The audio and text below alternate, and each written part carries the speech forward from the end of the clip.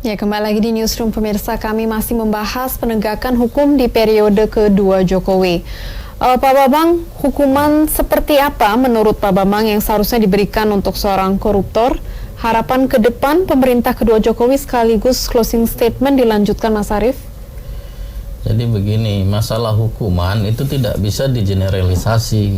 Jadi kita harus lihat dulu tingkat korupsinya seperti apa. Jadi kalau kelas kakap dengan tangkapan-tangkapan puluhan miliar, ya hukuman mati juga masih nggak ada masalah. Nah, tapi kalau kelas teri yang mungkin terkesan ada dipaksakan, tentu harus dievaluasi ketika dia dijatuhi hukuman berat. Nah, itu yang menjadi PR juga hari ini, harus diperhatikan tentang hukuman-hukuman itu. Tidak bisa digeneralisasi antara pencuri yang kecil dengan yang besar. Pasal yang digunakan memang sama, tapi hukuman itu proses berjalannya secara hukum acara nanti sampai terakhir pada putusan hakim itu harus jelas, tidak melukai rasa keadilan, tidak melanggar HAM, harus disesuaikan dengan pokok permasalahannya. Oke, dan harapan ke depan dengan pemerintahan kedua Jokowi? Ya, harapan ke depan kepada pemerintahan Jokowi yang paling utama pada saat ini adalah jangan salah memilih pejabat yang didudukkan di instansi hukum seperti Kejaksaan atau Jaksa Agung, nanti Kapolri, yang benar-benar memiliki loyalitas yang tinggi, memiliki integritas, memiliki semangat yang sama ingin menegakkan hukum di Republik ini. Baik, Mas Arief mungkin? Ya, saya pikir terkait dengan sanksi untuk koruptor, ya undang-undang tentang pemberantasan korupsi sudah jelas dan tegas mengatur hal tersebut. Saya pikir yang penting digarisbawahi justru bagaimana penegakan hukum bekerja. Saya berharap hukum ini bekerja tidak tajam ke bawah, tapi tumpul ke atas.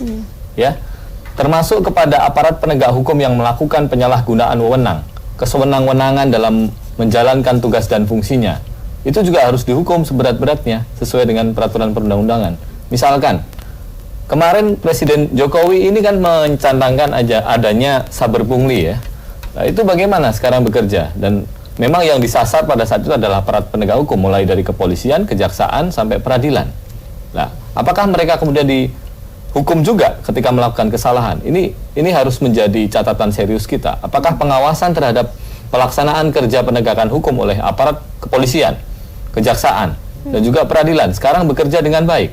Pengawasannya, kontrolnya berjalan dengan baik, sistemnya sudah baik. Nah, ini penting untuk dievaluasi sehingga ke depan sanksi ini saya pikir akan proporsional dan juga berlaku untuk semua orang yang melakukan kesalahan. Jangan sampai kemudian hanya bicara sanksi untuk masyarakat kecil, ya, untuk mereka yang lemah. Nah, ini menjadi persoalan serius saya pikir dalam penegakan hukum ke depan. Dan terkait dengan harapan, kita tentu sangat berharap bahwa presiden kita tetap berpegang pada konstitusi, semangat konstitusi, hak asasi manusia dan pemberantasan korupsi. Kita paham bahwa hari ini presiden bisa dipilih oleh rakyat itu berkat perjuangan berdarah-darah dari masyarakat kita di reformasi 98.